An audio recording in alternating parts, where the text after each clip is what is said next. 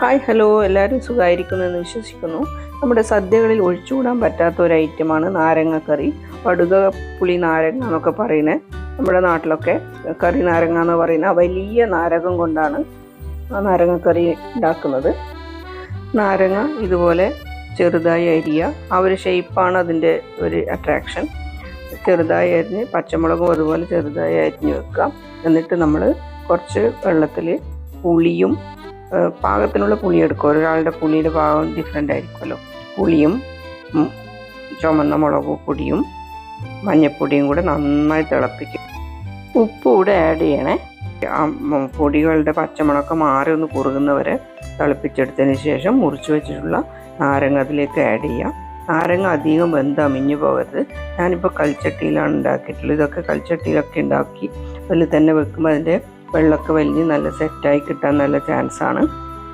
അപ്പോൾ നാരങ്ങ ഇട്ട് തിളപ്പിച്ചതിന് ശേഷം ഒന്ന് കുറുകി വരുമ്പോൾ നമുക്ക് പച്ചമുളക് ഇടാം. മുറിച്ച് വെച്ച പച്ചമുളക് നാരങ്ങയുടെ കൂടെ തന്നെ ആദ്യം ഇടണ്ട, കുറച്ച് കഴിഞ്ഞിട്ട് ഇതുപോലെ ഇട്ടാൽ മതി.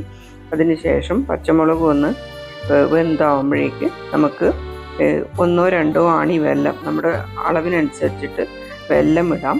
വെല്ലം കൂടി ഇട്ടാൽ പുളിയും ഉപ്പും എരിവും ഒക്കെ കൂടി അതിൻ്റെ കൂടി ഒരു മധുരം കൂടി ആകുമ്പോഴാണ് ഈ നാരങ്ങക്കറിയുടെ ശരിക്കുള്ള ടേസ്റ്റ് കിട്ടുക. അതിനുശേഷം കടുകും ഉലുവയും കറിവേപ്പിലയും ചുവന്ന മുളകും കൂടെ നമുക്ക് വറുത്തിടാം. ഇത് നല്ല ടേസ്റ്റാണെന്ന് മാത്രമല്ല ഒരുപാട് ഔഷധ ഗുണങ്ങൾ കൂടിയുള്ള ഒരു നാരങ്ങയാണിത്.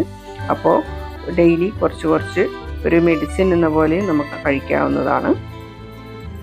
എല്ലാവരും ട്രൈ ചെയ്ത് നോക്കുക. ഇത് സീസണിൽ കിട്ടുന്ന സമയത്ത് ഉണ്ടാക്കി വെച്ചാൽ നമുക്ക് കുറച്ച് ഫ്രിഡ്ജിലെടുത്ത് വെച്ചാൽ ഇടയ്ക്കിടയ്ക്കെടുത്ത് അച്ചാറ് പോലെ കൂട്ടാൻ പറ്റുന്നതാണ്.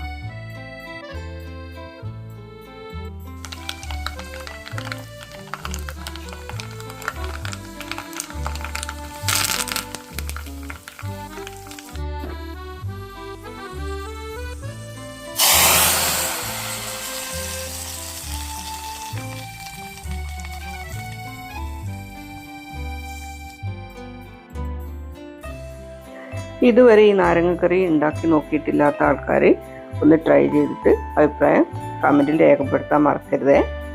നിങ്ങൾ സബ്സ്ക്രൈബ് ചെയ്തിട്ടില്ലെങ്കിൽ ഒന്ന് സബ്സ്ക്രൈബ് ചെയ്യണം. Thanks for watching.